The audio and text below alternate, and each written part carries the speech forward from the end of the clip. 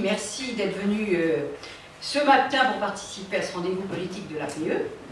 Pour être rentrée toute jeune en politique, vous avez déjà un cursus bien rempli. Vous avez été conseillère régionale d'Île-de-France, maire de Longjumeau, vous avez détenu plusieurs portefeuilles. Remarqué sous la présidence de Nicolas Sarkozy, on va y revenir. Vous avez même choisi pour être son porte-parole pour sa campagne de 2012, qui est une grande marque de confiance et d'estime. Candidate UMP à la mairie de Paris contre Anne Hidalgo, vous conduisez aujourd'hui l'opposition municipale. On pourra en parler, les conditions dans lesquelles ça s'est passé. Mais je crois qu'en termes de voix, vous aviez plus de voix que la maire de Paris. Oui, mais la réalité du système électoral. Oui, c'est un peu comme aux États-Unis d'ailleurs. Mais ça c'est peut-être à revoir.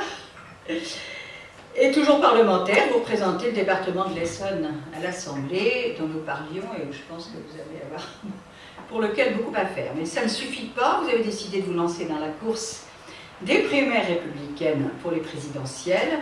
Et j'avais envie de vous demander comme première question ce que vous alliez faire dans cette galère. Merci pour votre invitation. Moi, dans cette galère, je vais défendre des convictions qui ne sont pas portées par d'autres aujourd'hui à droite et qui pourtant, je pense, sont importantes, présentes dans l'électorat et dont j'ai même la faiblesse ou la vanité, certains diront, de croire qu'elles ont vocation à devenir majoritaires. Je défends toutes sortes d'idées. Si je devais résumer positionnement politique, je dirais d'abord que moi je ne suis pas conservatrice. Je me bats contre les conservatismes de droite et de gauche. Il y a aujourd'hui un clivage qui traverse la classe politique, qui est celui du conservatisme. De personnalités politiques qui pensent qu'on peut promettre que rien ne changera, ou promettre que tout redeviendra comme avant. Qu'ils disent sans forcément le croire d'ailleurs, parce que est-ce qu'on peut raisonnablement penser ça? C'est un clivage qui est présent dans la classe politique. Et moi je crois à l'envers de ça, qu'on vit des périodes de grande transformation, que la société, l'économie aujourd'hui sont profondément transformées, notamment par le numérique, et qu'il faut que la politique change aussi, qu'il faut que la politique apprenne à dépasser ces vieilles lunes, c'est-à-dire peut-être sur certains sujets à se recomposer. Je défends cette idée, et je la défends à partir de propositions concrètes sur lesquelles je serai heureuse de revenir tout à l'heure. Je défends aussi un positionnement politique qui m'amène à dire que l'horizon de la droite, ça n'est pas la fusion des droites, qui est un sujet qui existe, même s'il est plus ou moins tu. Ça n'est pas la fusion des droites, donc très concrètement, je ne crois pas que le Front National ait changé de nature en aucune manière. Et je combattrai toute tentative de rapprochement ou de négociation avec l'extrême droite. Et je pense au contraire que notre avenir, c'est de faire la démonstration qu'on peut faire des transformations radicales du pays sans tomber dans l'extrémisme. Il y a une différence entre les deux mots. Radical, c'est quand on va à la racine. Je pense qu'on a besoin de refondation sur certains sujets.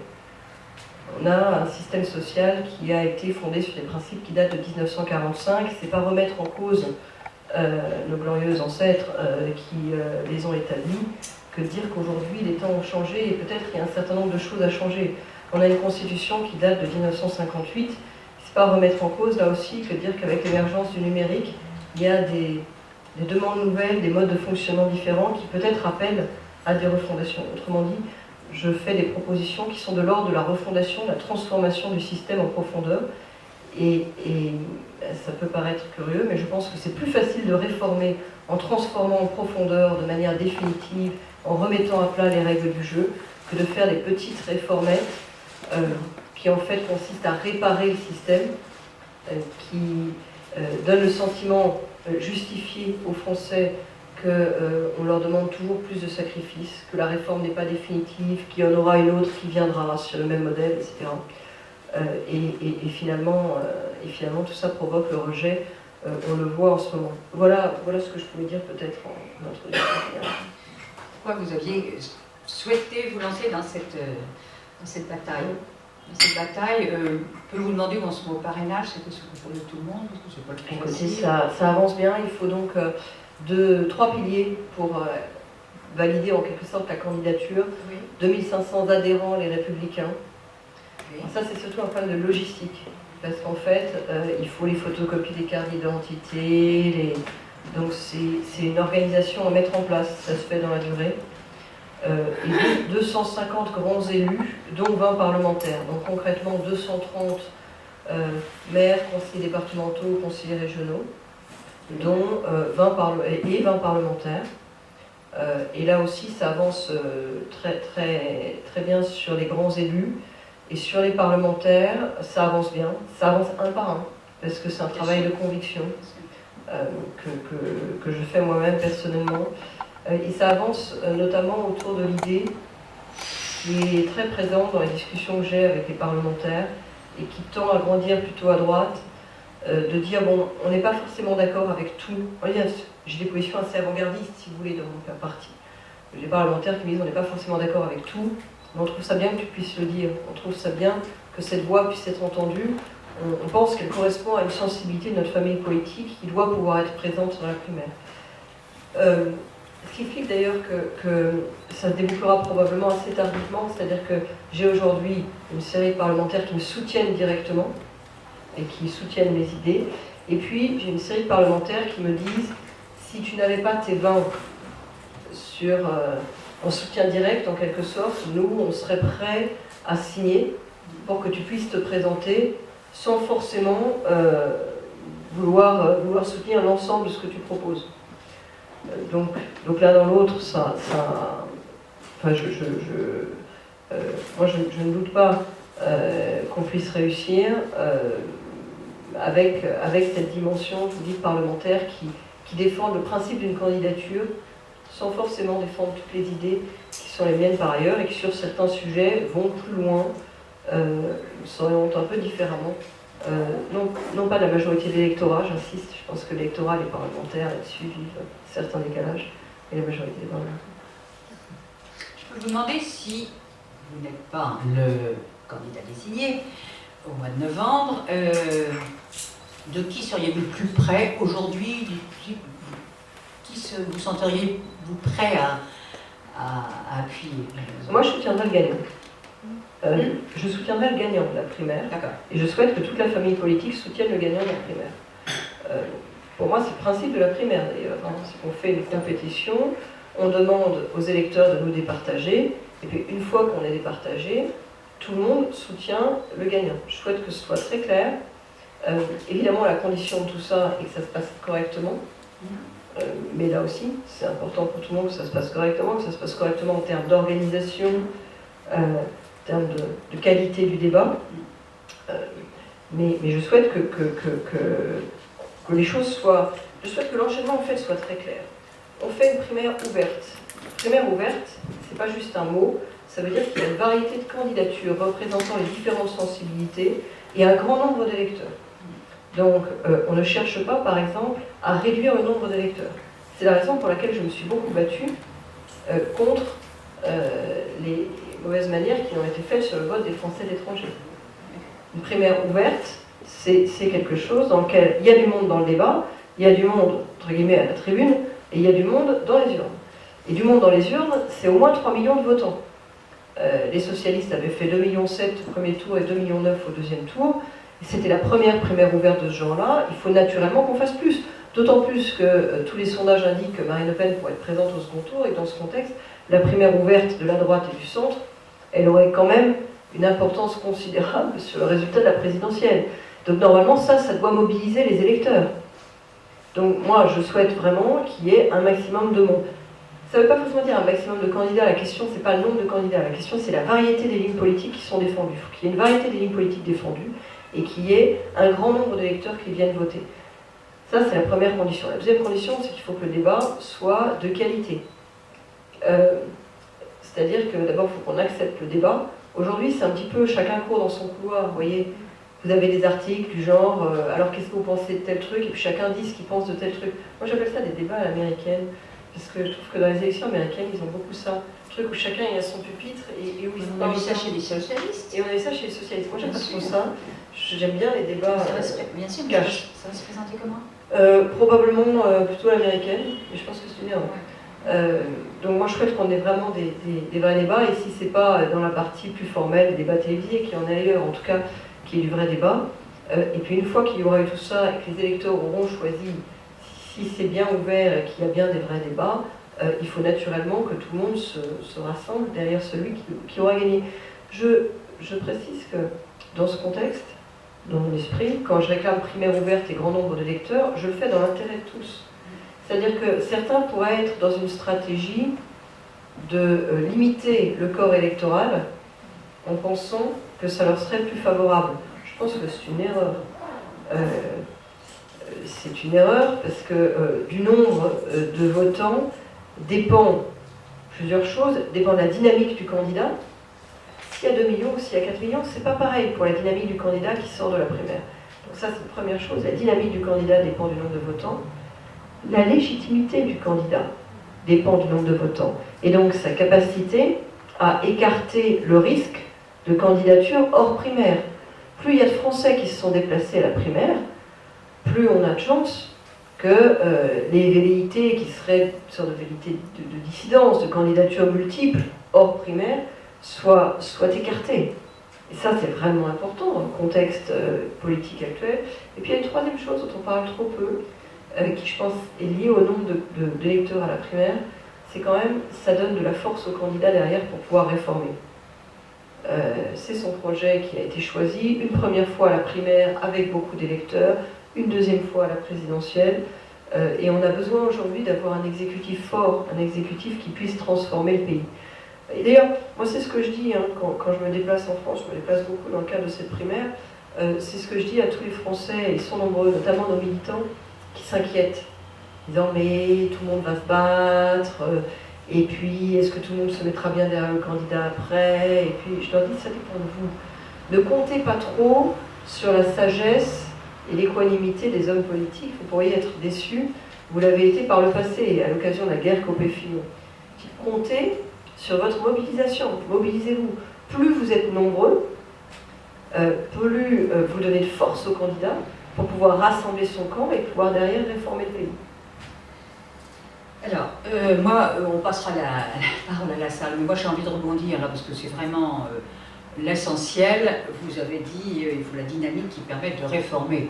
Je vais quelque part dans mes questions, une question que je pose à tout le monde, est-ce qu'on peut réformer la France? Et quand on voit ce qui s'est passé avec le lancement timide de cette loi qui n'était pas si méchante, la loi El Khomri, on est dessus depuis 2 mois et demi, on connaît la suite, peut-on réformer la France? Moi, je pense qu'on peut réformer la France, mais justement, il ne faut pas être timide.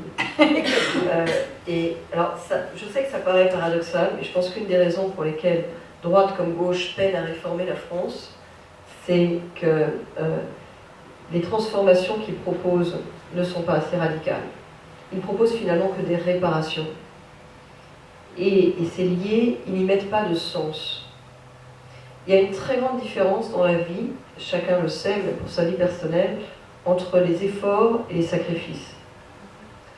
Les efforts, ça a du sens. Les efforts, vous les faites parce que vous vous inscrivez dans une perspective, dans une vision, dans un projet. Les efforts, vous y consentez parce qu'ils correspondent à une espérance. L'effort, c'est ce que vous faites quand vous voyez le bout du tunnel. Vous faites des efforts pour atteindre un objectif. L'effort, c'est ce que vous demandez à vos enfants. Parfois, ça peut ressembler au sacrifice, ça peut prendre le même visage. Mais les sacrifices, ça n'a pas de sens. Le sacrifice, il est désespéré. Le sacrifice, c'est ce que vous faites quand vous êtes dos au mur. Vous n'avez plus le choix. Vous sacrifiez. Parfois, ça peut se ressembler dans l'action politique. Mais ça n'a pas du tout la même signification, la même puissance, et ça ne rencontre pas les mêmes oppositions. Si vous demandez des efforts, vous pouvez mobiliser la majorité silencieuse qui pense qu'il faut transformer le pays et qui a envie encore demain de pouvoir vivre, travailler dans une France rayonnante. Si vous n'y mettez pas de sens, vous demandez des sacrifices. Les gens ont l'impression que vous leur demandez toujours un peu plus, un peu plus, un peu plus, que ça ne s'arrêtera jamais. Et donc, vous mobilisez les opposants permanents, les opposants habituels de la réforme, et vous ne mobilisez pas ceux qui pourraient s'inscrire dans une démarche positive. Et je prends l'exemple, par exemple, très concret, celui de la réforme des retraites. Et je prends volontairement l'exemple à droite, parce que pour moi, ça n'est pas un sujet partisan. Au moment de la réforme des retraites, en 2010, la dernière, on a fait 5 réformes des retraites en 20 ans. Au moment de la dernière, et on n'a toujours pas réussi à sortir du problème. Au moment de la dernière réforme des retraites, en 2010, quand on a passé l'âge de départ de 60 à 62 ans, tout le monde savait qu'il faudrait bientôt passer à 65 ans. Et les Français le savaient aussi. Est-ce que faire comme ça crée de la méfiance ou ça crée de la confiance? Moi, je crois que ça crée de la méfiance. Parce qu'on se retrouve élection après élection avec à chaque fois des politiques qui annoncent qu'il va falloir faire 2 ans mieux. Et les Français ont l'impression qu'on leur demande toujours un peu plus, un peu plus, un peu plus. Ça n'est pas de l'effort, c'est du sacrifice. Ça ne s'inscrit pas dans une perspective positive. Ça s'inscrit dans un renoncement. La bonne réforme, pour moi, c'est... Alors, il faudra en effet passer à 65 ans très vite pour des raisons d'équilibre du système. Mais il faut l'accompagner d'une réforme systémique. La retraite à points. Un système qui est à la fois plus juste, parce que le point, il vaut pareil pour tout le monde, il n'y a plus de régimes spéciaux. C'est plus transparent, parce qu'à tout moment, vous savez combien de points vous avez. C'est plus agile. Parce que notre système, aujourd'hui, il est calé pour un monde dans lequel on était en CDI toute la vie dans la même entreprise. Et aujourd'hui, on a plusieurs CDD, on va espérer d'avoir un CDI, et demain, on aura plusieurs statuts successifs et parfois plusieurs statuts en même temps. Privé, public, salarié, indépendant. On va vers un monde dans lequel on sera très mobile en termes de statut dans le monde du travail. Et donc la retraite à points, c'est vos points vous accompagnent, c'est le seul système qui est véritablement juste dans ce monde-là. C'est juste pour vous donner une idée de transformation systémique. Je pense qu'une des erreurs des politiques de droite et de gauche, c'est de faire de la réparation. Or, le monde a complètement changé. Il ne faut pas faire de la réparation, il faut faire de la transformation. Il ne faut pas modifier quelques paramètres à la marge, il faut refonder le système. Et sur cette base-là, oui, on peut réformer la France. Vous semblez une grande optimiste quand on lit votre livre. D'ailleurs, vous avez une formule très belle, l'espérance est l'autre nom de la France. Bon.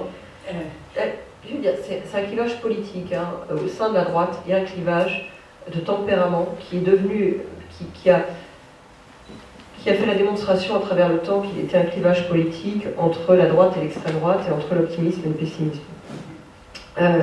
Les écrivains de la droite sont souvent des grands pessimistes. D'ailleurs, en général, ils finissent par se suicider. Non, mais c'est vrai, sérieusement, à travers l'histoire, regardez ça. La dérive pessimiste à droite, en fait, est une dérive vers la droite de la droite. Moi, je pense qu'il faut être optimiste. Ça ne veut pas dire qu'on ne regarde pas la réalité comme elle est. Mais on n'est pas là pour tendre aux Français un miroir sombre dans lequel ils vont refléter leurs propres angoisses. Être optimiste, ça n'est pas refuser de voir la France comme elle est, c'est voir la France comme elle est et se dire qu'on va quand même pouvoir s'en sortir. Et je pense qu'il est de la responsabilité des hommes politiques de partager non pas de la désespérance, mais de l'énergie. C'est pas être irénique que d'être optimiste, c'est choisir de partager de l'énergie avec les Français, de regarder ce qu'il y a de bien et de se débrouiller pour que ce soit ça qui advienne. Vous voyez, le titre de mon livre, c'est « Nous avons changé le monde ». Nous avons ou nous allons? Je m'interrogeais. Vous avez choisi, nous avons. Nous avons. Et le livre est construit autour de l'idée qu'aujourd'hui, c'est un mouvement assez passif. Le monde s'est transformé dans le social, dans l'économie. Donc les Français, ils ont changé de monde, ils vivent dans un nouveau monde. Et le politique, lui, est resté à côté de cette grande transformation. Nous avons changé de monde, c'est un des mots que vous pouvez dire sur différents tons. Vous pouvez dire comme moi, on a changé de monde, ça crée des opportunités. Prenons le taureau par les cornes et allons-y. Vous pouvez dire comme les conservateurs, mon Dieu, on a changé de monde, on va au moins promettre de revenir au monde d'avant. C'est dans le ton et dans l'optimisme, c'est-à-dire dans l'énergie que vous y mettez, se fondent des démarches politiques différentes. Bon, alors, qui veut poser une question? Moi, au moment des primaires, ceux qui ne sont pas partis, je dirais qu'ils n'appartiennent pas au parti de droite, font-ils pour venir voter? Alors, c'est un des enjeux de ce que je disais tout à l'heure sur la primaire ouverte. C'est qu'en fait, on n'a pas besoin d'être adhérent pour voter, mais la plupart des Français ne le savent pas. Et pour moi, c'est un des objectifs des prochains mois que de diffuser cette information. Que les Français sachent qu'ils sont invités à aller voter. Et qu'ils comprennent même que c'est leur primaire à eux. Si vous voulez, en fait, les Français se plaignent, avec raison, à mon avis, qu'on les convoque aux urnes qu'une fois tous les 5 ans pour les élections nationales et qu'entre-temps, on ne leur demande pas leur avis. C'est d'abord un décalage terrible avec le monde contemporain. C'est-à-dire, tout le monde est branché sur son smartphone toute la journée à donner son avis sur tout. Vous donnez 4 fois par jour votre avis sur votre chauffeur Uber, mais on ne vous demande pas votre avis sur la politique. Ça amène une frustration terrible.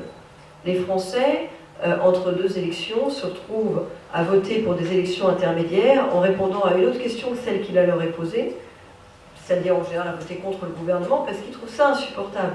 Ils se plaignent. C'était un des slogans qu'on entendait place de la République au début de Nuit debout. Les gens disaient « Nous ne sommes pas seulement des électeurs, nous voulons être des citoyens ». La primaire, c'est l'occasion de ça. La primaire, c'est très moderne. C'est un parti qui renonce à son privilège historique de choisir, plus ou moins par acclamation, son candidat à l'élection présidentielle pour le partager avec les Français. La primaire, c'est la possibilité pour les Français de sortir d'un système dans lequel tous les 5 ans on les convoque aux urnes en leur disant « t'es de droite, tu votes là, t'es de gauche, tu votes là ». Et là, on leur demande un peu en amont de se mobiliser et de se prononcer.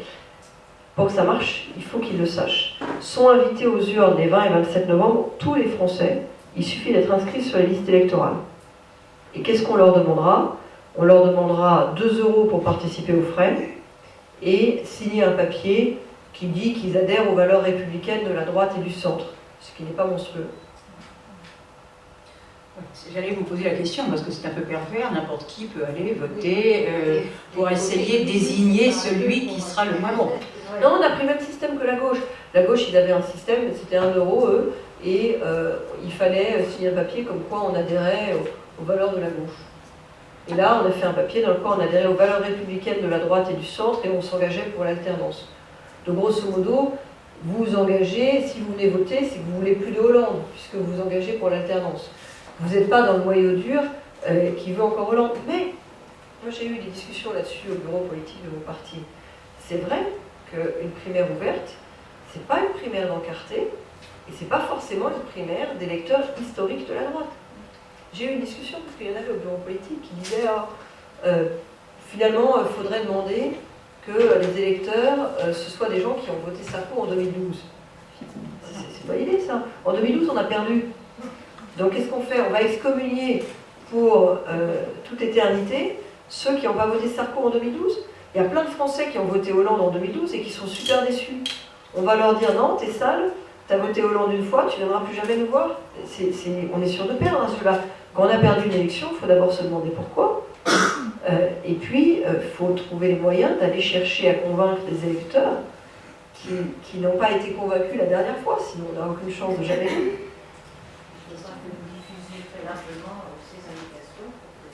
Oui, on va faire ça par beaucoup d'informations, je voulais à ce moment-là. Et ça se passe où? Les votes se feront où? Alors les votes se feront, le système en fait sera, je sais pas avec qui demandait où seront les votes. En fait, on va avoir un système, vous avez 10 000 bureaux de vote en France. Les bureaux de vote seront dans des lieux qui sont traditionnellement des bureaux de vote, donc des écoles, des endroits comme ça qu'on est en train de repérer.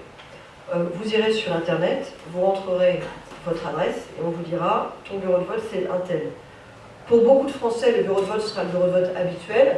Comme il y aura moins de bureaux de vote quand même que pour une élection nationale, pour certains, ce sera un bureau de vote un peu différent, mais ce sera de toute façon dans son quartier. Et il n'y en aura qu'un. Et à la campagne, ce ne sera pas trop... Je pense à la province. Il y aura 10 000 bureaux de vote, dont au moins une quinzaine par circonscription. Donc une quinzaine par circonscription législative. Oui, ça va, ça. Ça veut dire pas dans tous les villages, non, bien sûr. Mais quand même, il y en aura un pas loin, quoi. Je pense à mon vote, à mon argent. Bonjour. Oui, merci de te présenter. Pour François.fr. Salut au passage au boulot que fait Thierry Soler sur cette préparation. Moi, ma question, c'est vous insistez sur la primaire de la droite et du centre. Sauf que l'UDI, pour le moment, a fermé la porte. Alors, bon, moi je regrette que l'UDI, pour le moment, n'accepte pas d'y participer comme parti. Je ne sais pas exactement quel est l'état des négociations entre Jean-Christophe Lagarde et Nicolas Sarkozy. J'aimerais être sûr que des deux côtés, on y met l'enthousiasme suffisant. Moi, je trouve ça important que l'UDI participe comme parti. Mais de toute façon, même si l'UDI choisissait de ne pas participer comme parti, il faut que les électeurs de l'UDI viennent. Et ils viendront. Il faut que les élus de l'UDI soient présents. Et ils y sont. Moi, dans mes parrains, j'ai beaucoup d'élus de l'UDI. Proportion importante d'élus de l'UDI. Et du modèle même. Voilà, les cadres du parti qui, pour des raisons personnelles ou de négociation ou de volonté des enchères, ne pourront pas empêcher une part de leurs cadres territoriaux et de leurs électeurs de venir à la primaire. Et c'est une bonne chose. Je comprends, mais après, ça a été refusé par un vote du Congrès, si je me trompe. Oui, mais le congrès de l'UDI, il y a deux choses. Il y a les militants et il y a les électeurs. Moi, je m'adresse systématiquement aux électeurs. J'invite systématiquement l'UDI, les représentants de l'UDI, quand je fais des meetings. Et ils viennent. Donc, tous mes déplacements, j'invite systématiquement les gens de l'UDI. Ce matin, j'étais à un petit déjeuner d'institut d'entreprise, il y avait un ancien vice-président modèle. Je considère, moi, qu'ils sont dans la primaire. Après, que leur parti souhaite pour le moment s'en tenir à l'écart, encore une fois, je le regrette, j'espère que ça peut changer, mais de toute façon, moi, je considère qu'ils sont dans la primaire, comme sont dans la primaire tous les Français qui veulent l'alternance. C'est ce que je disais tout à l'heure sur des gens qui auraient voté Hollande en 2012 et qui ne voudraient plus de Hollande. Pour moi, eux aussi sont dans la primaire. Donc, si vous voulez, je suis cohérente. Je ne vais pas dire à des gens qui ont voté Hollande en 2012, vous êtes dans la primaire, venez voter, parce qu'ils veulent que ça change en 2017, et dire à des électeurs de l'UDI, alors vous, vos patrons n'ont pas voulu que vous veniez, alors n'y allez pas. Non. Pour moi, les partis politiques sont les organisateurs. Donc les Républicains sont organisateurs. J'aimerais bien que l'UDI puisse s'organiser aussi, mais de toute façon, c'est une primaire ouverte, une primaire qui s'adresse à tous ceux qui veulent l'alternance, et ça, c'est pas les partis politiques qui décident. Ils peuvent décider les choses en termes d'organisation. Vous êtes vous-même, vous avez fondé un mouvement, ou un parti, je ne sais, la France droite. Où en est-il? C'est le support de ma campagne. Oui. Si vous voulez. Bon, concrètement, après c'est le système en France, pour pouvoir faire campagne pour des raisons de transparence, il faut s'appuyer sur un parti politique. Les financements doivent transiter par un parti politique. Donc moi, j'ai créé ce mouvement en 2012 qui permet aujourd'hui d'avoir à la fois une organisation territoriale et une structure financière pour pouvoir mener la campagne. C'est pratique, c'est des choses concrètes. Je ne fais pas de publicité particulière sur la marque ou sur le parti même, parce que là on est vraiment orienté sur la campagne, et la campagne, elle est... je veux dire, c'est pas une campagne de parti, le parti il sert de structure, il sert de moyen. Donc en 2012, vous avez déjà prévu de vous présenter en 2017? Non, mais en 2012, je ressentais la nécessité d'avoir une structure politique à moi, autonome, pour pouvoir y accueillir des personnes qui ne voulaient pas adhérer au parti de l'UMP. Mais si vous voulez, moi mon électorat est mixte.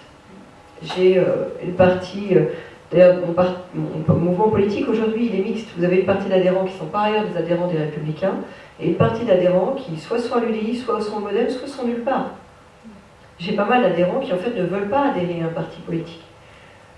Moi ça correspond à une démarche que j'ai dans ma vie politique, que d'essayer d'aller chercher des profils différents.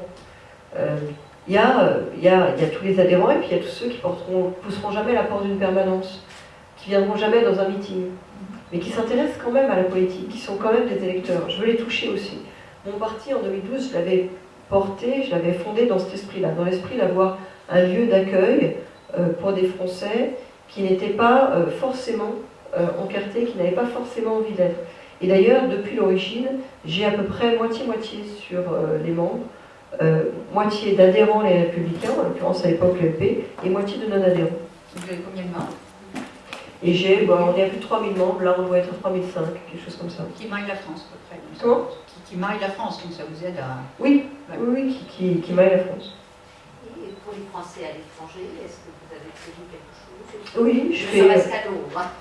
Ah ben, je fais des déplacements, j'en ai fait un à Londres il y a quelques mois, je pars à Bruxelles tout à l'heure, Oui. j'étais à Genève il y a quelques semaines, donc je fais régulièrement des déplacements à l'étranger, et ma structure est organisée à l'étranger. J'ai des représentants à l'étranger. Partout, Ouais, donc, et, partout, il y a des oui. colonies françaises. oui, et j'ai des adhérents, du coup, alors c'est plus ou moins dense, mais ça fonctionne bien. Dès l'origine, j'ai créé des structures françaises à l'étranger. Oui, parce que, moi je crois que les Français à l'étranger, c'est pas moins français, je pense que d'une certaine manière, ils sont plus français. Ah, vous avez raison. C'est-à-dire qu'ils sont, souvent ils sont assez actifs, ils sont assez demandeurs sur les questions politiques, ils ont plein d'idées, ils sont très critiques, mais ils ont envie que ça change aussi. Enfin, je trouve que c'est une population qui est plutôt très dynamique dans sa relation avec la société française, avec la vie politique française. Et donc c'est des discussions intéressantes. Et puis par ailleurs, j'ai pas mal écrit, c'est des choses qu'on trouve dans mon livre, sur la question de l'émigration, de l'exil, de ce mouvement qui est nouveau en France, hein, qui n'a pas existé à travers l'histoire, d'une génération qui a envie d'aller faire sa vie ailleurs. J'ai écrit d'ailleurs explicitement dans mon livre en disant l'immigration, c'est une question importante, il y a des choses à dire sur l'immigration, mais l'immigration au moins, c'est des gens qui veulent venir. Pas que des bonnes raisons, c'est pas toujours simple, mais c'est des gens qui veulent venir en France. C'est des gens pour lesquels la France représente une espérance. L'émigration, c'est des gens qui veulent partir, qui pensent que leur avenir n'est pas en France, qui pensent que leur réussite, ils ne la trouveront pas ici. On ne choisit jamais volontairement l'exil quand même, c'est dur l'exil. Donc ce mouvement d'émigration, il doit nous interpeller, nous autres, les politiques. Et ce d'autant plus qu'il ne correspond à aucune tradition en France. La plupart des pays européens ont connu des mouvements d'émigration. L'Espagne, le Portugal, l'Italie, la Grèce, l'Allemagne, l'Irlande, la Pologne ont connu des mouvements d'émigration. La France, non. Il n'y a pas d'histoire d'émigration en France. Et du coup, d'ailleurs, ça heurte très profondément ça déstabilise en fait, hein, cette idée qu'il y a une génération aujourd'hui qui dit que son avenir pourrait ne plus être en France. Et sur ce sujet aussi, les Français à l'étranger ont des choses à dire. Donc moi, c'est une population qui m'a toujours intéressée. Quand j'étais ministre, je faisais attention à chaque déplacement, à ménager une rencontre avec les Français à l'étranger. Ne serait-ce qu'à Londres, si vous voulez, ils paient leurs impôts locaux à Londres, mais ils n'ont pas voté pour les candidats. Et ça a manqué, si vous voulez, dans le vote. Bien sûr. Alors, j'ai eu contact avec puisque j'ai aidé ma fille à faire la campagne de l'autre. Mais oui, est-ce qu'on ne peut pas dire aussi, bon, bien sûr, il y a tous ceux qui pensent qu'il y a une meilleure fiscalité ailleurs, etc. Il y a quand même un mouvement qui est notre jeunesse, qui fait que pour apprendre des langues, il y a beaucoup d'échanges maintenant, ça a commencé par Erasmus, ils vont à l'université ailleurs, ils font des rencontres, puis se stabilisent où ils se trouvent. Il y a aussi ça, il n'y a pas toujours le rejet de la France. Oui, Il faut aussi prendre... Mais moi, je ne dramatise pas du tout. En fait, je dramatise pas du tout le départ. Ce qui me semble problématique, c'est les motivations du départ. Parce que, en fait, on a de plus en plus de quali sur la jeunesse, d'une jeunesse qui se dit en France, on va nous demander de payer un système social dont on ne bénéficiera pas. Et de toute façon, en termes d'emploi, il n'y a pas de perspective. Et d'ailleurs, on s'en est cette idée que la France est en train de devenir à la périphérie du monde. La vocation de la France n'est pas d'être à la périphérie du monde. La vocation de la France, à travers l'histoire, ça a été d'être un lieu d'invention. Invention des systèmes politiques, invention des mouvements littéraires, invention des mouvements culturels, invention des technologies. La France, ça a été un lieu extrêmement créatif où on venait pour réussir. Et je pense que sa vocation, c'est de le redevenir. Quelque chose qui est profondément présent, cette créativité dans la nation française. Et de voir une génération qui se dit... pour m'exprimer, en fait, je vais partir plutôt ailleurs, me semble problématique. Moi, si c'est on part et on revient, ça ne me pose pas de problème. Si c'est on part et il y en a d'autres qui viennent, vous voyez, au sens où il y a plein de jeunes Français à Londres, s'il y a plein de jeunes Britanniques à Paris, je dirais pourquoi pas, on fait des échanges, ça vit, ça bouge. Mais là, c'est un mouvement d'une nature un petit peu différente. marche dans le même sens. Et un petit peu, qui du coup est porteur d'un peu d'angoisse. Mais Sarkozy a essayé de les faire revenir. Il est allé à Londres, il est allé les voir, il les a rencontrés. Et ils ne sont pas revenus pour autant, il y en a 2 fois plus qui sont revenus. Oui, mais ils ne reviendront pas parce qu'on leur demande en fait. Ils reviendront parce que la France sera de nouveau attractive. Moi, par exemple, je milite très fortement pour la libération du travail indépendant. Je pense qu'une des tendances du monde contemporain, c'est le développement du travail indépendant. C'est pas, le salariat ne va pas disparaître du jour au lendemain. J'avais écrit il y a un an, de manière un peu provocante, un article dans Le Monde qui s'appelait La fin du salariat. C'est la fin du salariat comme mode majoritaire de travail.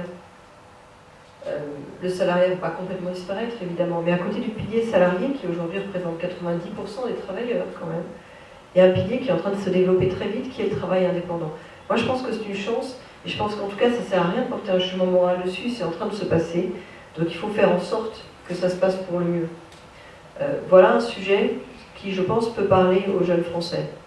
Oui, mais les impôts sont tels aussi, quand vous développez vous-même votre propre affaire, que c'est pas dans la même mesure en Grande-Bretagne, aux États-Unis ou en Hong Kong. C'est ça. Si on parlait de fiscalité, vous en parlez dans votre livre, d'ailleurs tu auras peut-être des questions plus, en tout cas, est-ce que tu as un micro pour Alain Mathieu, qui est acteur de Contribuables Associés, tu as peut-être un... Non, mais une des raisons pour lesquelles il y a ce départ de jeunes, c'est effectivement parce que les perspectives économiques de la France sont moins bonnes qu'à l'étranger. Nous sommes avec un taux de chômage qui est le double de presque de tous nos voisins, avec un taux de croissance qui est à peu près la moitié, et donc il y a une raison économique essentiellement à ce départ. Et cette raison économique, pour qu'elle cesse, il faut que la France, que les entreprises françaises soient compétitives, et notamment avec l'Allemagne, parce que l'Allemagne est quand même de loin notre principal concurrent sur tous les marchés. Et pour qu'elles soient compétitives, les entreprises allemandes, il faut qu'il n'y ait pas plus de charges fiscales et sociales en France qu'il y en a en Allemagne. Oui. Et pour ça, il faut qu'il n'y ait pas plus de dépenses publiques en France qu'en Allemagne.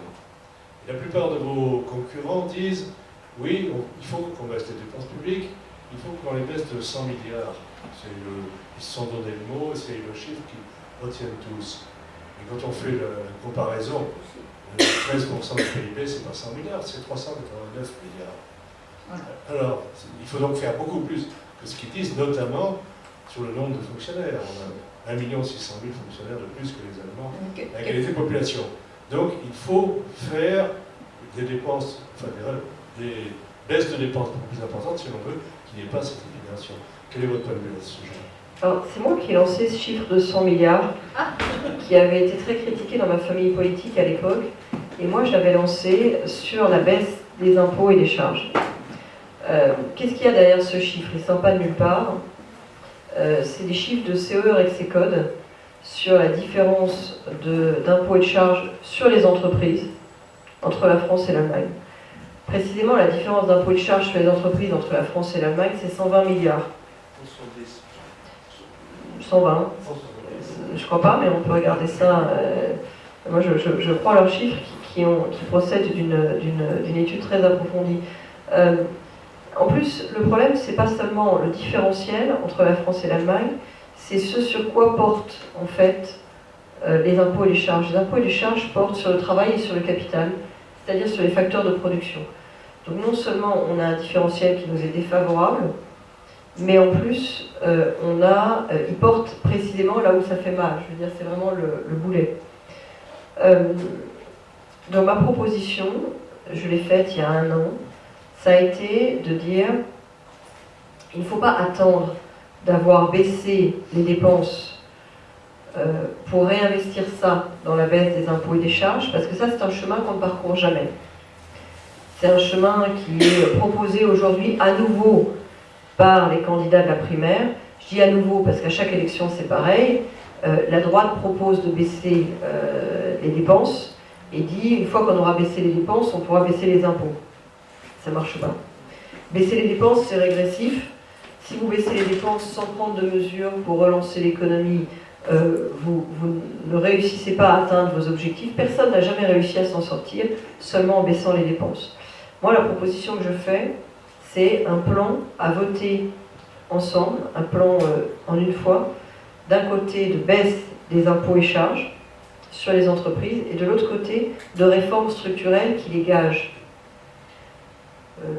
J'en ai parlé à quelqu'un comme Jean-Claude Juncker, qui pensait que ça pourrait être entendu et accepté au niveau de l'Union européenne, parce que, en fait, l'Union européenne, les pays européens ont une telle angoisse du manque de réformes en France qu'un package comme ça qui permet de garantir que les réformes soient vraiment faites, quitte à ce qu'il y ait un petit effort du côté de l'Union européenne aussi sur le déficit, oui, il peut être accepté. Pour que ça marche, il faut accepter, il faut endosser, assumer deux choses. D'une part, on fait les réformes en même temps, et on les vote en même temps que les baisses d'impôts et de charges. Mais les réformes, elles mettent plus de temps à porter leurs fruits. C'est des mèches lentes, les réformes. Et donc, on creusera transitoirement le déficit. Il faut l'accepter. Et d'autre part, il faut assumer qu'on ne baisse les impôts et les charges que sur les entreprises. Moi, je ne propose pas de baisse d'impôts sur les particuliers. Enfin, on baisse les impôts et les charges sur le capital et le travail. Alors, le capital, ça peut correspondre à quelques particuliers, mais c'est des cas justement très particuliers. Je ne fais pas de la relance par le pouvoir d'achat. Et je pense qu'il faut l'assumer en expliquant que dans l'état dans lequel est notre compétitivité aujourd'hui, augmenter le pouvoir d'achat, baisser sur les particuliers, c'est augmenter le travail en Allemagne et en Chine, et ça n'est pas notre option. Moyennant ça, je crois que ça vaut le coup d'y aller, et c'est faisable. Mais c'est faisable, je pense, sur un montant, moi j'ai proposé de 100 milliards, qui me semble à même de réduire l'essentiel du différentiel entre la France et l'Allemagne, et gérable en termes de réformes structurelles à mettre en face. Est-ce que vous êtes pour le maintien de l'ISF? Donnez l'écran, merci d'utiliser. Oui, pour continuer sur l'économie, encore que j'aimerais bien qu'on passe à d'autres questions, notamment sur la question.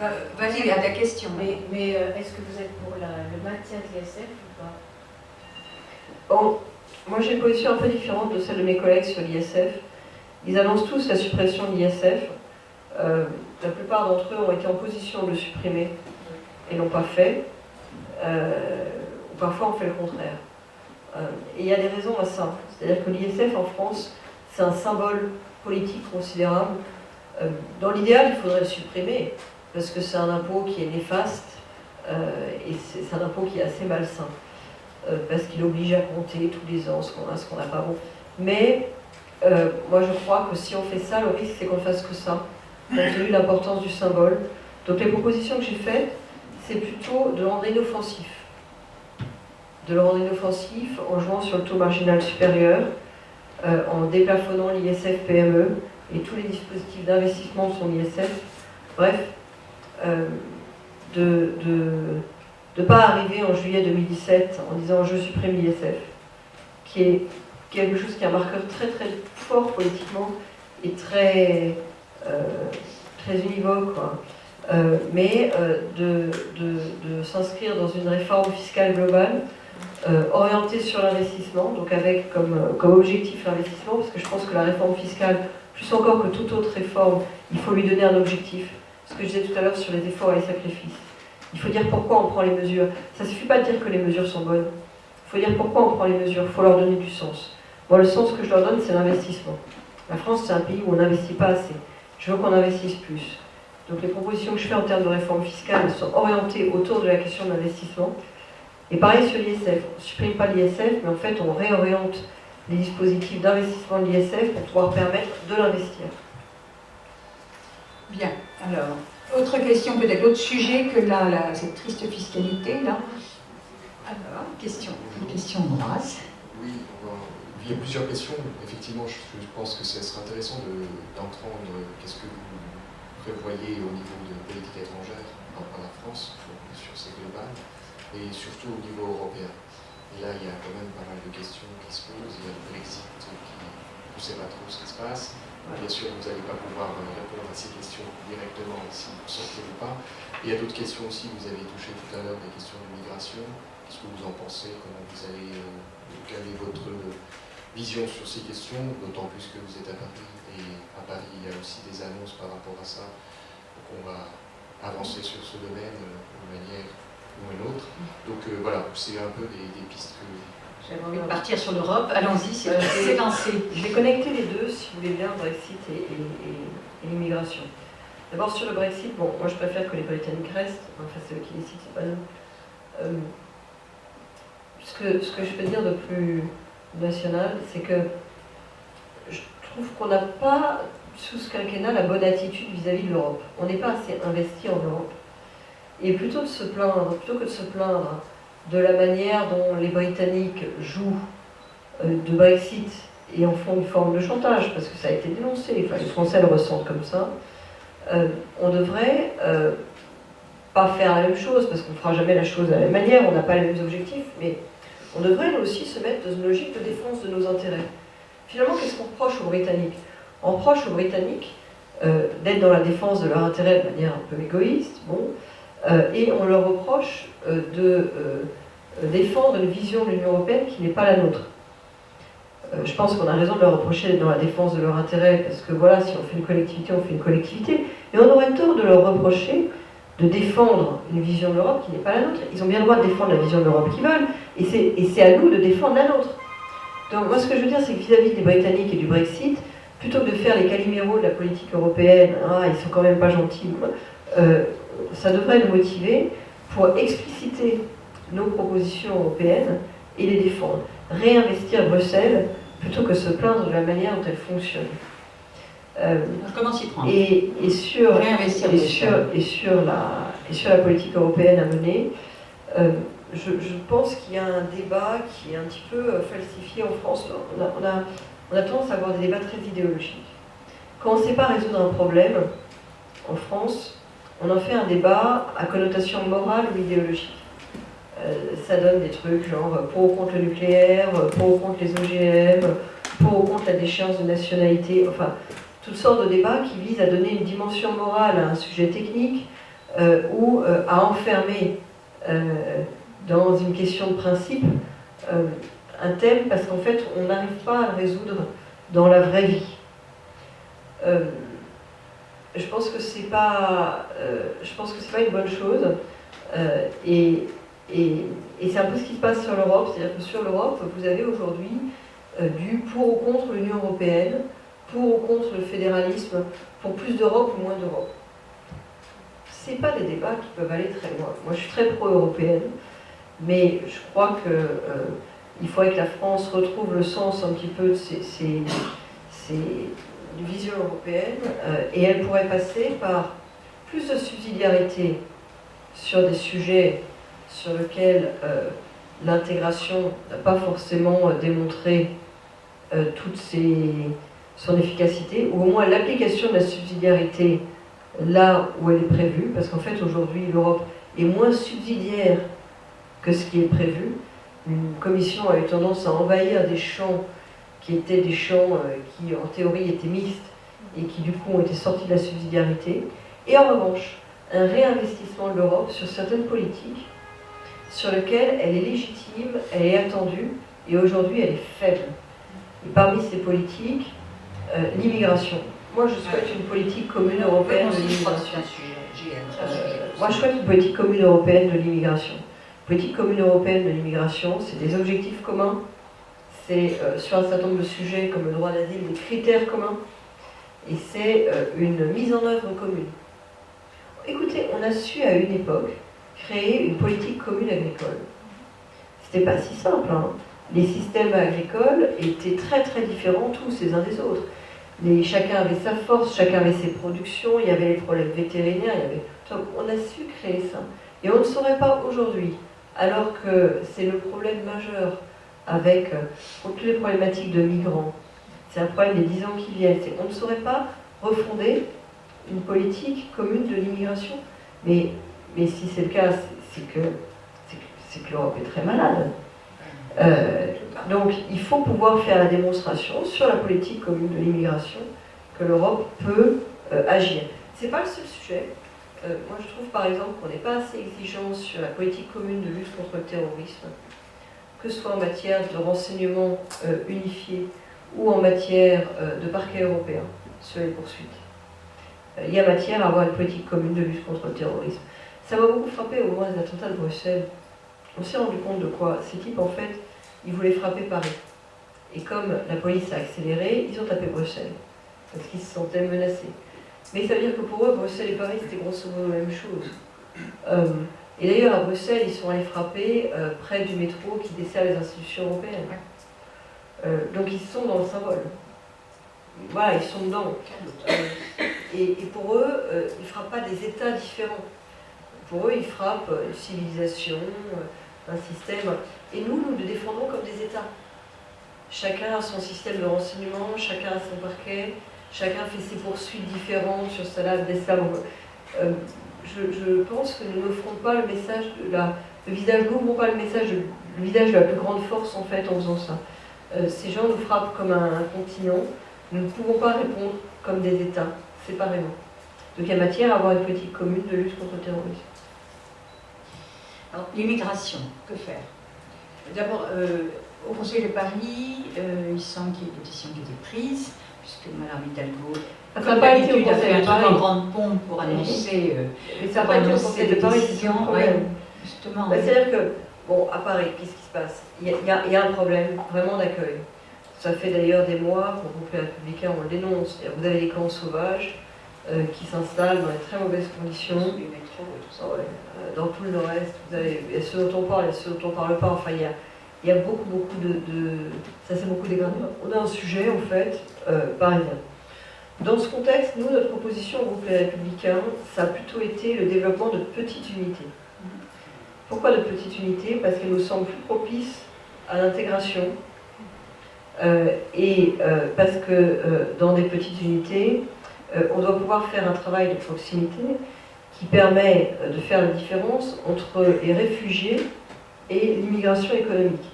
C'est un sujet important, hein, parce que, vous savez, les premières batailles, on les perd dans les mots. Le terme migrant, c'est une défaite d'une politique migratoire structurée. Le terme migrant, c'est un terme générique de ceux qui viennent. Mais notre histoire, nous, elle est structurée autour de... il y a le droit d'asile, il y a un conditionnel, il y a l'immigration économique, elle est conditionnelle. Donc c'est juste pas la même chose. Donc il faut pouvoir séparer les deux flux. En utilisant le terme migrant et en faisant des grands campements de migrants, en fait, on accepte quelque part cette défaite de la pensée politique. On accepte que quelqu'un qui vient, c'est quelqu'un qui vient, quelles que soient les motivations. Donc nous, on était plutôt pour des petits campements, et surtout, on a déploré la manière dont Hidalgo a fait ça dans le dos du ministère de l'Intérieur, manifestement pour obtenir, dans le cadre d'un bras de fer politique qu'on sent entre eux. C'est-à-dire que oui, le ministère de l'Intérieur, l'après-midi où Hidalgo a annoncé ça, a dit tout de suite, nous ne sommes pas au courant, alors que ça dépend d'eux, la politique migratoire. Nous ne sommes pas au courant. Donc on avait compris que c'était un petit tacle d'Hidalgo au gouvernement pour leur dire vous ne faites pas le nécessaire. Il est tout dans la com de toute façon. Et oui, c'était beaucoup dans la communication. On fait de la communication sur un sujet aussi compliqué, par ailleurs douloureux, on ne va pas complètement. Donc on a cherché des solutions pour les réfugiés, oui. Est-ce que la solution c'est un ou deux grands campements? Nous, au groupe Les Républicains, on est vraiment réticents là-dessus, parce qu'on pense que les grands campements, c'est grands campements sur Paris. Vous savez, à Calais, les gens, ils veulent partir en Angleterre. C'est pas simple, mais ils ont des perspectives, quelque part, ils savent ce qu'ils veulent. Ceux qui seront à Paris, ils verront quoi? C'est quoi? Attendre. Donc il faut fermer les frontières, il ne faut pas laisser entrer ces gens-là. On n'a rien à leur offrir. Mais ça sert De à la rien. misère humaine. Mais ça sert à rien de fermer les frontières que de la France. C'est pas possible. C'est pour ça que j'insiste sur la politique commune de l'immigration. C'est qu'il nous faut maintenant des critères communs d'entrée sur le territoire et une puissance commune pour tenir les frontières. Donc il faut revoir Schengen. Il faut revoir Schengen. Moi j'ai été très frappée par l'histoire de la Turquie, là. Parce que, bon, moi j'ai pas aimé la procédure déjà. Angela Merkel qui négocie avec le Turc dans notre dos et qui demande après d'entériner l'accord. Enfin bon, ça c'était pas possible. C'était extrêmement problématique. Mais derrière l'accord lui-même, il est problématique. Je ne sais pas si on pouvait faire autrement parce que il y a un problème et bon, il fallait trouver une solution. C'est problématique dans la mesure où vous vous retrouvez avec, en fait, parce qu'on reconnaît qu'on ne sait pas tenir la frontière grecque, on renonce à tenir la frontière grecque, qui est une frontière de l'Union européenne. On renonce à tenir la frontière grecque et on passe un accord avec les Turcs pour que les Turcs, dont nous Français ne voulons pas dans l'Union européenne, deviennent la frontière de l'Europe. C'est quand même paradoxal, oui. C'est pas dangereux. C'est-à-dire qu'on se met aux mains des Turcs. Enfin, les Turcs, parfois, ils nous demandent des choses quand même. J'ai pas envie d'être aux mains des Turcs. Donc, parce qu'on n'a pas réussi à tenir notre frontière européenne, on se retrouve à valider implicitement comme frontière la frontière d'un pays dont on ne veut pas dans l'Union européenne et qui, par ailleurs, joue avec nous, comme au chat avec la souris, sur la question de la migration. Le seul moyen de sortir de là, c'est d'avoir un corps européen de protection aux frontières, etc., etc. Donc d'avancer sur une intégration européenne. Je suis d'accord avec vous, mais Berlin est en plein déni là-dessus. Je fais partie de faire l'un de Citelle de l'Europe. J'ai eu des gens qui sont basés, c'est l'État qui est basé en Turquie, si vous voulez, à Istanbul. Et puis quand je parle aux gens du Bundesstaat, ils sont en plein déni, plein déni. Ils ne comprennent pas la situation, ils ne comprennent pas ce qui se passe au ça rajoute sur le problème que la France soit trop absente. C'est-à-dire que la France n'exprime pas aujourd'hui au niveau de l'Union européenne de vision et de projet. Personne ne peut comprendre ce que veut la France et ce qu'attend la France de l'Union européenne. Donc, on n'est pas en bonne posture, quoi. Les Anglais, eux, ils savent dire ce qu'ils veulent, même si c'est pas ce qu'on veut nous, mais ils savent le dire. Ils en font un sujet européen, tout le monde ne parle que de ça. Les Allemands, quand ils ont un truc à négocier, ben, ils sont capables de se mettre en tête à tête avec Merkel, et la France ne tient pas son rôle. Or, c'est un problème naturellement pour la France, mais c'est même un problème pour l'Europe. L'Europe a besoin d'une France forte. Ça fait partie des équilibres européens. Et une France absente en Europe, c'est grave. Et c'est beaucoup la faute, pour le coup, de Hollande. Parce que sur l'Europe, il a vraiment joué à la godille. Il a godillé. Personne ne pouvait dire en 2012 quel était son projet européen. D'ailleurs, en 2012, bon, les Français, ils ont voté Hollande parce qu'ils voulaient plus Sarko, hein. Mais on ne peut pas dire qu'il y ait eu une adhésion folle sur un projet qui n'était pas très explicite. Sur la question européenne, ils étaient sur le plan B, ces trucs-là. Ils ont immédiatement après l'élection cherché à déplacer les alliances, à se rapprocher des Italiens, enfin des pays méditerranéens. Puis finalement, ça a eu le faible succès qu'on sait, donc ils sont partis sur autre chose. Ils sont revenus vers l'Allemagne, et en tout temps, l'Allemagne, elle n'était pas dans les bonnes dispositions, et on les comprend, quoi. Quelque part, on les avait trompés avec les Méditerranéens. Après, sur l'Europe, est-ce qu'on peut faire de l'Europe sans l'Europe? Je veux dire, si la situation est plus catastrophique en Grèce, parce que les pays européens vont pouvoir des balcons fermés, les frontières, en fait, s'il y a un pont comme Calais... question de l'enregistrement, c'est mieux. Donc je disais, voilà, est-ce qu'on peut faire de l'Europe sans l'Europe? Dans le sens où donc la Hongrie, etc., ont fermé leurs frontières, ce couloir des Balkans qui a provoqué cette catastrophe en Grèce.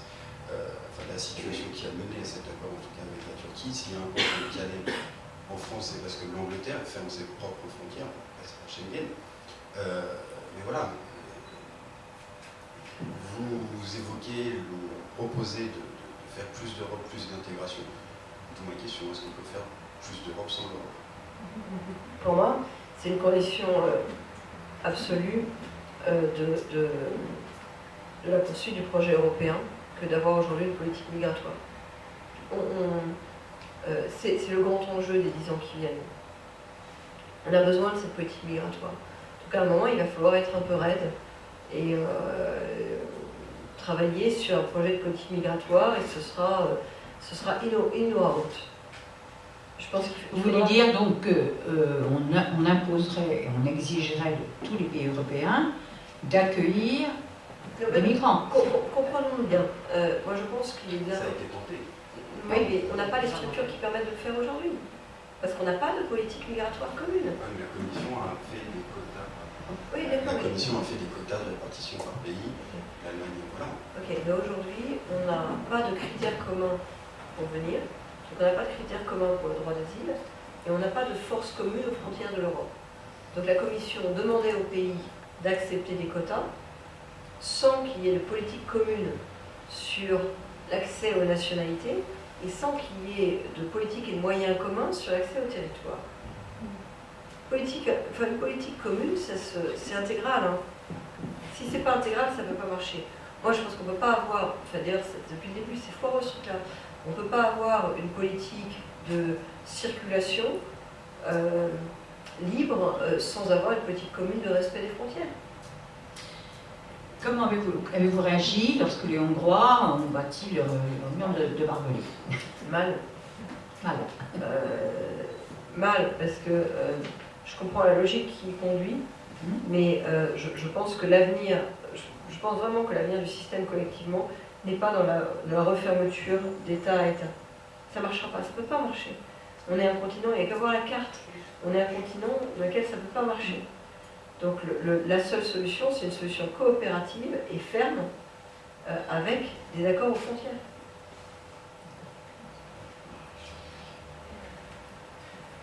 Nous avons une question d'une consoeur égyptienne. Oui. Même ce journal Arval est donc d'Égypte, et vous avez très bien expliqué la politique étrangère vers l'Europe. Comment vous voyez la politique étrangère vers le Moyen-Orient aujourd'hui, et qu'est-ce que vous pensez faire demain? Je pense qu'en politique étrangère, il faut avoir des idées simples, sinon on n'est pas compris. Et la France n'a pas eu les idées simples ces derniers temps. Les idées simples, ça doit être de mettre des priorités. Notre priorité numéro 1 aujourd'hui, c'est de combattre l'État islamique. Notre priorité numéro 2, et elle va avec, c'est de retrouver des équilibres qui soient stables et de préférence démocratique pour tous les États du coin. Et il faut pas laisser tomber la numéro 2 au profit de la numéro 1, mais il faut avancer comme ça. Et la France n'a pas été très claire avec elle-même, je pense, ces dernières années. Il n'y a qu'à voir l'attitude ambivalente vis-à-vis des printemps arabes. C'est-à-dire qu'à la fois on trouvait ça formidable qu'il y ait des printemps arabes, et puis en même temps, tout le monde a commencé à s'angoisser très vite sur ce qu'il y allait avoir après le printemps arabe.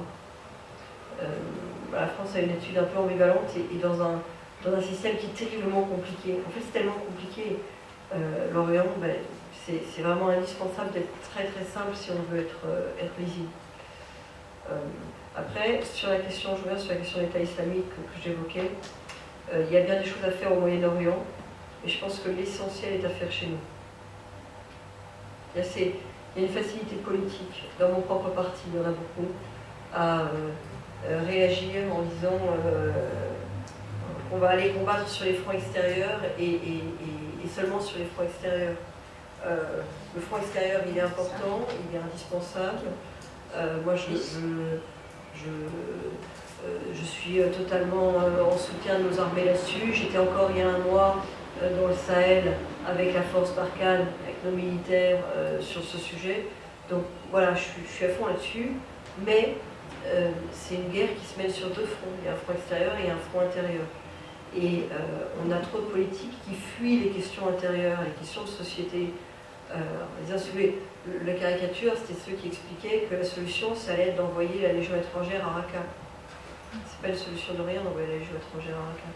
C'est ni une solution pour là-bas, parce qu'en fait, ça créera la mobilisation, en fait, localement, contre des puissances étrangères au sol, ni une solution chez nous. Or, on a un problème chez nous aussi. Je pense qu'il faut qu'on accepte de le regarder en face. Il y a une fuite en avant dans le discours sur ces questions en ce moment. Il y a une fuite en avant sur on va aller éradiquer Daesh en Syrie. Ouais. Et chez nous. Il y a une question, peut-être.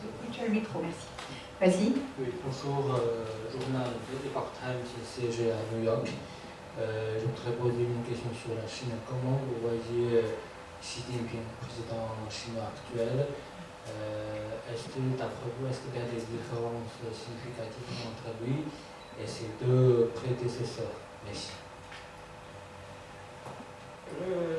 La Chine, vue de France, c'est quand même un grand mystère et un mystère intéressant.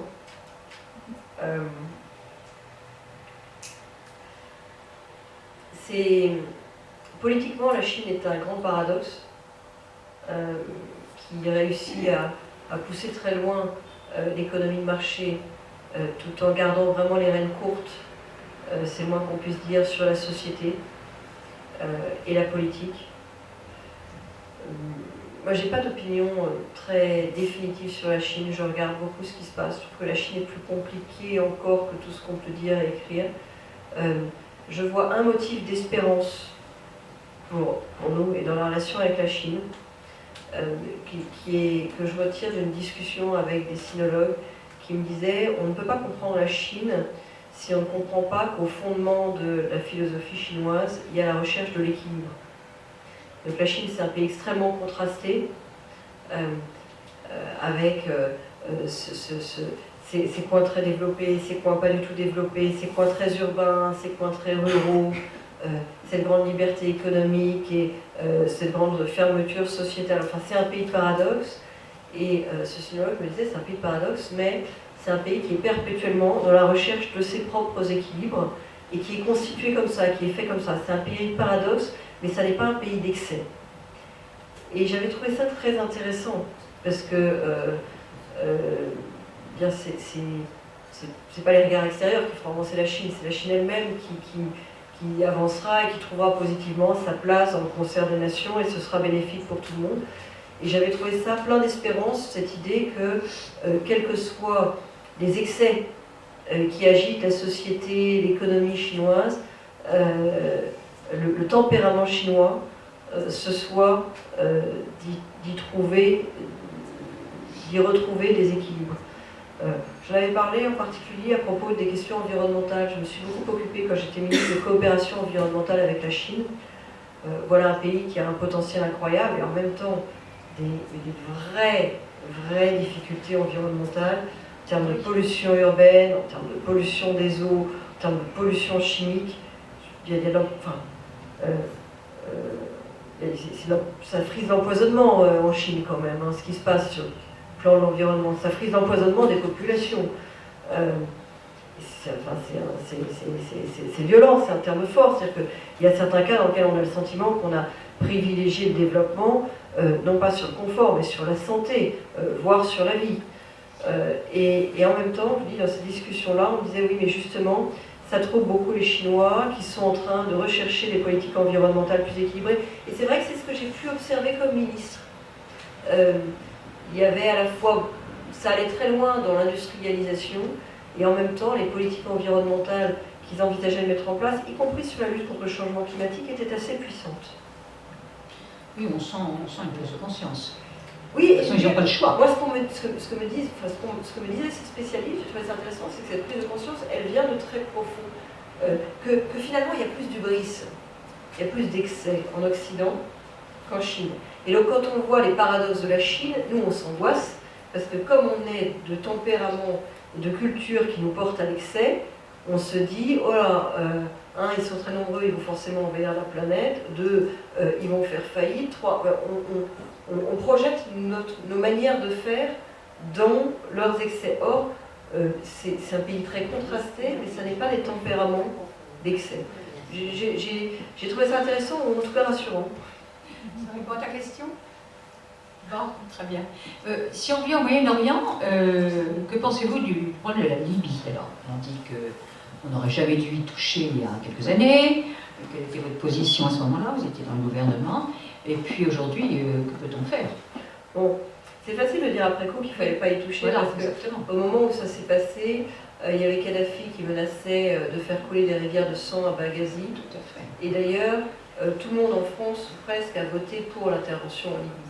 Donc, tout le monde était d'accord pour l'intervention en Et Libye. aujourd'hui, ils disent ah. Donc aujourd'hui, tout le monde dit finalement, il ne fallait pas y aller. Et chacun se renvoie la patate chaude entre la droite et la gauche. Sarko accusant la gauche de ne pas avoir assuré le suivi politique qui était nécessaire, la gauche accusant Sarko de tous les maux et pire encore.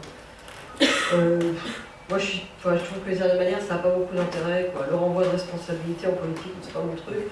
La situation aujourd'hui. La situation aujourd'hui est extrêmement inquiétante. C'est très instable. Et c'est très instable pour des raisons qui sont des raisons un peu de fond. De la même manière que la Chine recherche l'équilibre, en Libye, c'est des tribus, et elles ne recherchent pas grand-chose d'autre que leur propre intérêt, et elles le font dans la violence.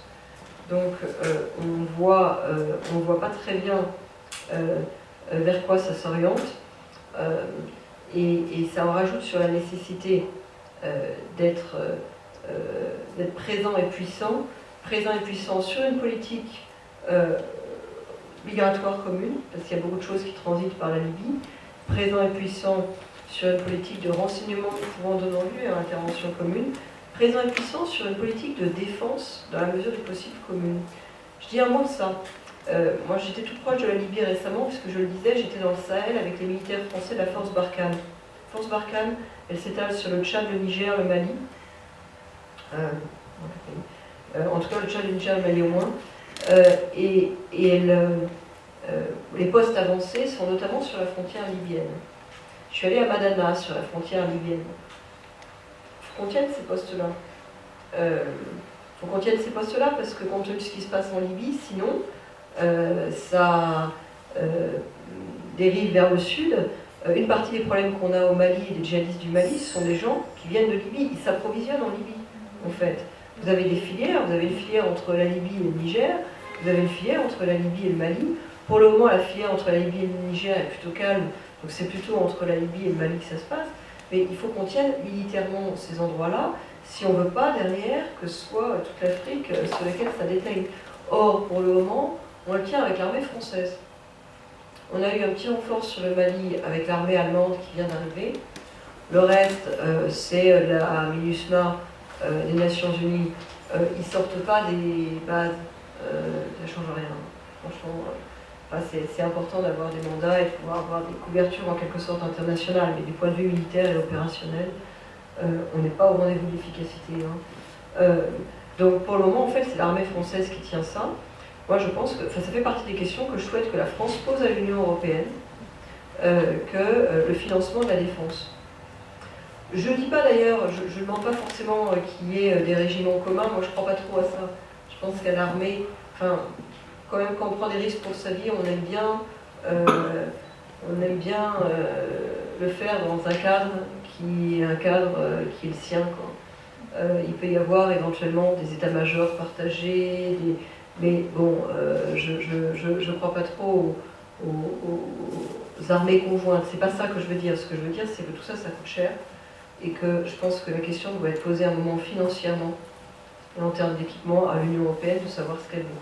C'est pas normal que les dépenses militaires, la France est un des derniers pays européens à avoir des dépenses militaires à un bon niveau, et encore, on devrait être à 2% du PIB et on a plutôt besoin de remonter. C'est pas normal que les dépenses militaires soient décomptées au titre de Maastricht, et c'est pas normal qu'il n'y ait pas de participation européenne plus conséquente sur les équipements. On se retrouve, si vous voulez... J'ai passé une semaine au Sahel. On a une armée formidable, vraiment formidable. Maintenant, ils sont hyper opérationnels à force d'enchaîner les opérations extérieures. Mais parfois, en termes d'équipement, c'est des bouts de ficelle. Limite, on a des bons d'essence de l'armée américaine pour ravitailler les avions, pour pouvoir... Parce que, en fait, l'armée américaine, ils donnent du soutien logistique, mais c'est quasiment sous forme de bons d'essence et de ravitaillement. Au niveau de l'Union européenne, bon, on va avoir là le soutien de forces allemandes, mais il y a un moment où c'est pas normal et où il faut savoir ce qu'on veut. Donc encore une fois, je ne demande pas à ce qu'il y ait conscription en Europe et que chacun envoie un contingent pour aller faire la guerre là-bas. Je demande à ce qu'il y ait au moins de la solidarité au niveau financier de l'équipement. Avant qu'on quitte, vous pensez que la France doit travailler avec l'Égypte, par exemple, comme il y a... Oui. Je vois que l'Égypte est le pays aujourd'hui le plus mobilisé et le plus inquiet de ce qui se passe en Libye. Nous sommes inquiets aussi, donc bien entendu, ça doit donner lieu à des discussions. Bon, voilà, je vois Aurore qui me fait des petits signes en me rappelant que vous avez un déjeuner. Est-ce qu'on peut revenir à la France, un peu de prospective, comment vous voyez les choses, mais de manière plus pointue, Sarkozy, comme on a dit, oublié, que personne ne veut plus. Est-ce que vous pensez qu'il est en mesure de revenir, de remonter, même si les sondages ne le donnent pas très haut en ce moment, de remonter avec sa capacité de se battre dans une campagne et d'être candidat? Je parle de la candidature. Être candidat, ça j'ai aucun doute. Oui, non, mais être candidat. Attends, d'être le candidat à la présidentielle. Être candidat à la première, j'ai aucun doute. D'accord. Être candidat à la présidentielle, moi je crois que les Français aujourd'hui ne veulent pas ne sont pas très motivés par le retour de Nicolas Sarkozy et ne veulent pas particulièrement du match Sarko-Hollande. Voilà. Ils ne veulent pas revenir à ça. Même avec l'appoint de Barouin qui est un peu plus cool, un peu plus... Je crois que c'est une pas bonne stratégie. vraiment le sujet. Non, pas le sujet. Je crois que les Français ne veulent pas. Personnellement, je pensais en 2012 et je pense toujours que Nicolas Sarkozy aurait été un meilleur président que François Hollande. Mais ça ne veut pas dire qu'en 2017, les Français aient envie de rejouer le match. Je crois qu'ils n'ont pas envie de rejouer le match. Et moi, je le sens de manière vraiment prégnante dans la population, dans la discussion que j'ai. Après, est-ce qu'on peut faire confiance au sondage? C'est très difficile à sonder une primaire. C'est très difficile à sonder une primaire parce qu'en fait, J'ai vu un peu de... c'est la suite de l'inondation au logement. J'ai attrapé la crève.